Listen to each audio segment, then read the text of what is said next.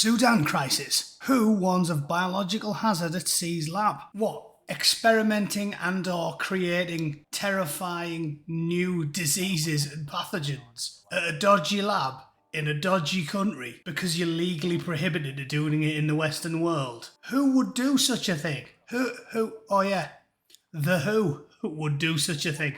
Clearly.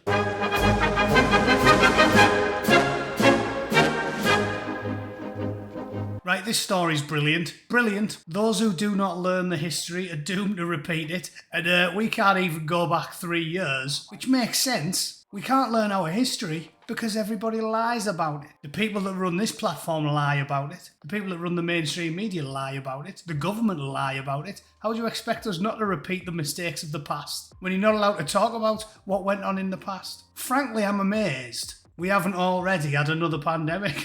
Like there isn't a villain like that bloke off Captain Planet who's just stirring a cauldron full of protoplasm and pathogens trying to come up with new diseases that he can introduce into the world. Maybe that's what foreskin-faced Fauci's been up to. We haven't seen much of him lately, have we, the little poison dwarf? Anyway, let's read the story.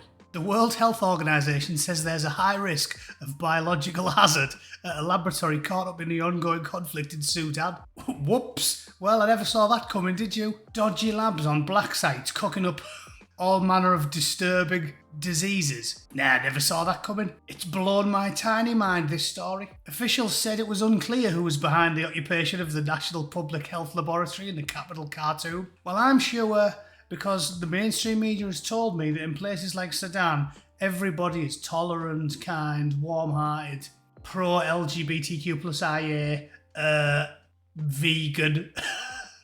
They worry about their carbon footprints as they're throwing sun-baked cow pats onto a towering conflagration that used to be a girls' school.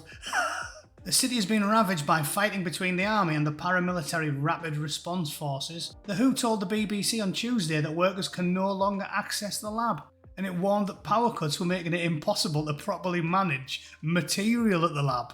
Doesn't it sound like the introduction to another dystopian movie? Like a zombie apocalypse? All the highly paid Western elites that are running the lab all get murdered by a bunch of toothless mercenaries, and then they crack open a few fridges, and the next thing you know, the corpses are clawing their way out of the earth at the local graveyard and eating people's faces. Nice one. I've always wanted to live in a zombie apocalypse. I'm tooled up. I can't wait to be a warlord in a virus-ravaged wasteland. I can finally be a space marine trapped in Nurgle's garden.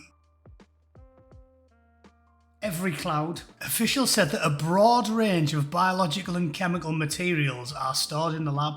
The facility holds measles and cholera pathogens, as well as other hazardous materials. A lack of power is also putting stocks of blood bags at risk of spoiling. I love how they drop that in there. There's cholera and dangerous pathogens and, measles and weaponized AIDS. But, hey, we don't want to spoil the blood bags. The lab is near the centre of Khartoum and not far from the city's main airport. Oh, nice one. So hopefully a few rebel fighters can go, poke around in the rubble, jab themselves on a few needles, lick a few discarded plasters, and then just walk to the airport. Jump on, get to Manchester, seek asylum, get a council house. Happy days. Lab caught up in the fighting. Military HQ, International Airport, National Public Health Laboratory. Have you noticed how they even give them benign names all the time? The National Public Health Laboratory. Public Health Laboratory. What's measles and cholera gonna do for the public health when you dopey, dim-witted politicians release it all into the wild? It's not like returning Free Willy to the ocean, is it? It's reintroducing deadly diseases to the general public. It should be called, if you value your health, do not come within 500 miles of this lab, public facility. Only a fraction of health facilities in Khartoum are providing services due to a lack of staff and other supply shortages, power outages or attacks. So cherry on top of that raw sewage Sunday, when all the diseases get out, there's nobody to take care of you anyway.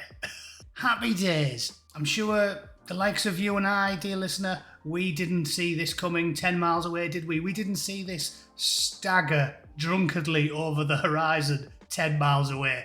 We didn't, but the people at the BBC and Sky News, they're all over it. They know, because they're the ones who've been hiding it from everybody. Anyway, brilliant story that, isn't it? I cannot wait for Pandemic Round 2. We're definitely going to have to go for a 4-year lockdown this time, aren't we? Because the 3-year one just didn't cut it. Pandemic 2 Electric Boogaloo is apparently just around the corner. Happy days. Let me know what you think in the comments. Thanks for watching. Cheers.